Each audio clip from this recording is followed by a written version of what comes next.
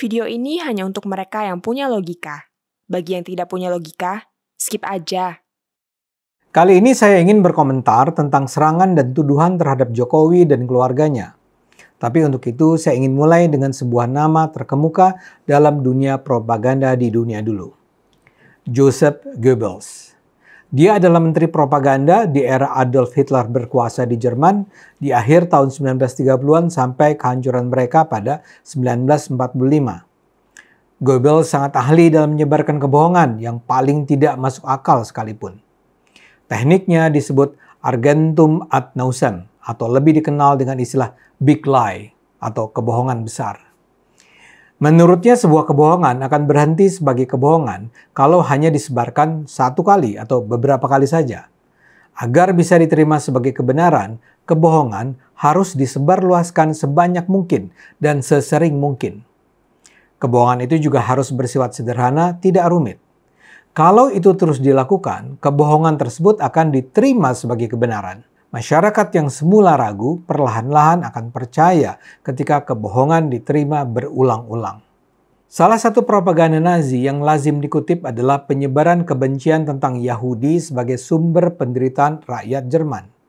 Goebbels menanamkan kisah tentang bagaimana para pemilik uang Yahudi menyengsarakan Jerman, mengkhianati Jerman, mengeksploitasi warga Jerman dan karenanya menjadi sumber utama keterbelakangan Jerman. Tentu saja sebagian dari cerita itu ada benarnya, tapi bangunan besarnya penuh dengan kebohongan yang membuat rakyat Jerman benar-benar membenci Yahudi. Kebencian yang ditanamkan itu memberi alasan dan justifikasi terhadap pembantaian ratusan ribu atau bahkan lebih dari 1 juta orang Yahudi baik di tanah Jerman maupun di negara-negara lain yang dikuasai Jerman. Goebbels dalam hal ini memberi contoh tentang bagaimana propaganda yang menggunakan kebohongan besar bisa efektif menghabisi mereka yang jadi objek serangan.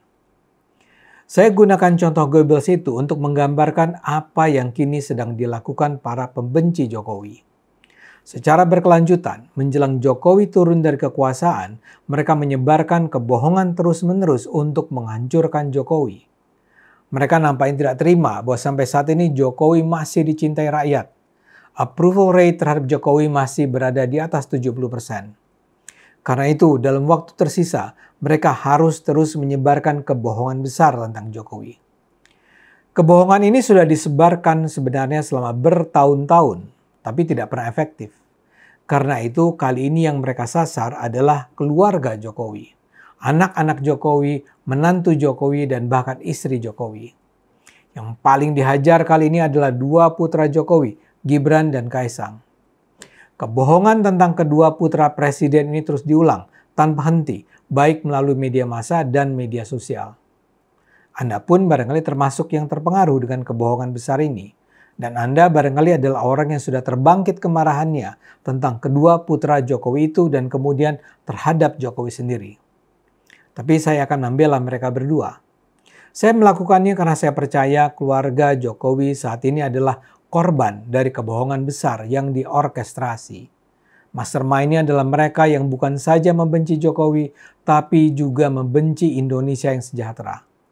Selama 10 tahun memimpin Indonesia, Jokowi adalah tokoh yang kenyang jadi korban kebohongan besar. Jokowi adalah presiden yang paling sering kena fitnah. Saya sebut saja satu persatu yang saya ingat.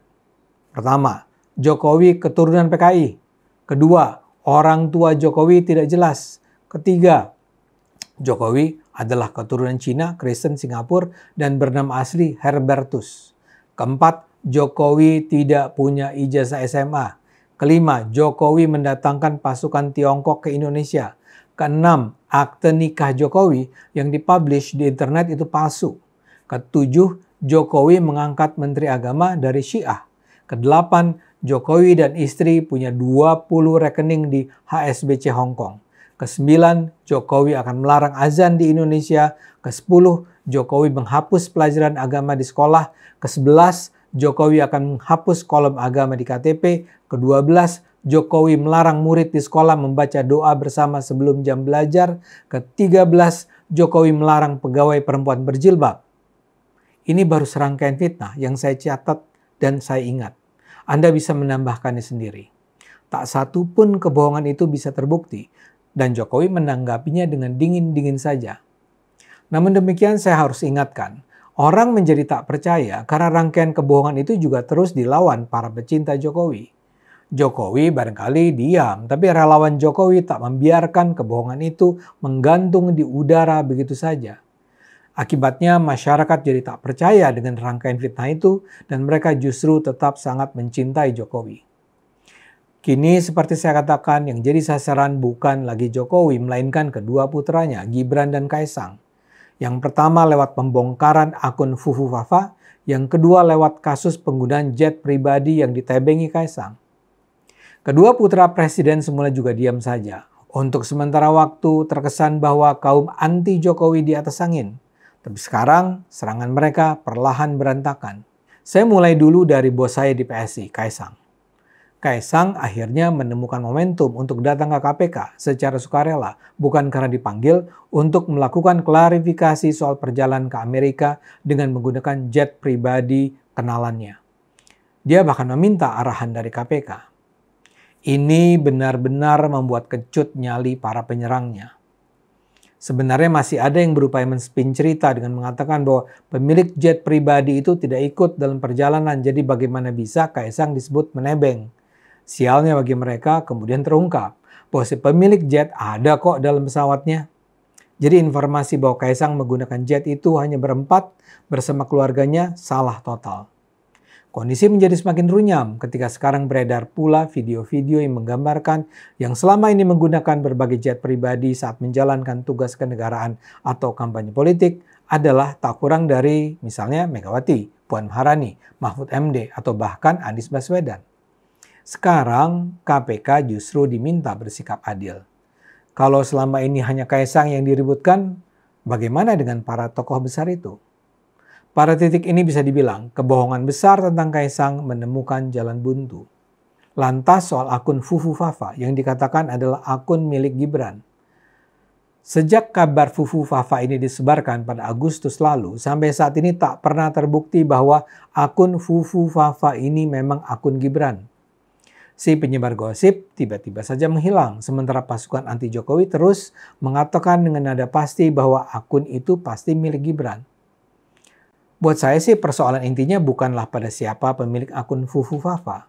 Saya sendiri memang termasuk yang tidak percaya Gibran adalah pemilik akun Fufu Fafa yang menyerang Prabowo dengan cara yang sangat merendahkan. Tapi buat saya persoalan intinya, kalau sekitar 10-11 tahun yang lalu Gibran memang pemilik akun Fafa, ya memang kenapa? Adakah tindakan kriminal yang dilakukannya saat dia menggambarkan Prabowo sebagai misalnya perwira pecatan dan memiliki anak yang melambai? Itu memang kurang ajar, tapi itu bukan kejahatan. Kalau itu memang ditulis Gibran, itu sangat mungkin dilakukan dalam konteks pertarungan Jokowi versus Prabowo yang luar biasa tajam di masa itu. Dan yang harus diingat, itu adalah postingan 1 dekade lalu. Sesuatu yang dilakukan di masa lalu. Mengungkitnya kembali sekarang dan bahkan berharap bahwa itu bisa digunakan untuk membangkitkan kemarahan Prabowo sehingga dia membatalkan diangkatnya Gibran sebagai wakil presiden, ya jelas menjijikkan. Itu serangan rendah yang tidak bermoral. Dalam hal ini cerita tentang akun Fufu Fafa dan jet pribadi ini memang berbeda dengan fitnah bahwa Jokowi anak PKI. Namun kurang lebih polanya serupa. Para pelaku kebohongan besar ini dengan sengaja berulang-ulang men-spin informasi yang akan menciptakan persepsi buruk mengenai korban. Dalam kasus akun Fufu Fafa, Gibran berusaha digambarkan sebagai orang yang sama sekali tidak pantas menjadi wakil Presiden Prabowo karena dia tidak beretika. Dia menjelek-jelekan Prabowo dan dia bahkan sering bicara mesum. Tuduhan ini bermasalah karena tidak ada bukti bahwa Gibran adalah pemilik akun Fufu Fafa.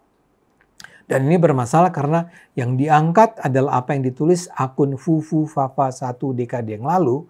Dan yang diangkat pun sekedar ejekan-ejekan kurang ajar yang sangat biasa ditemukan dalam pertarungan politik di Indonesia.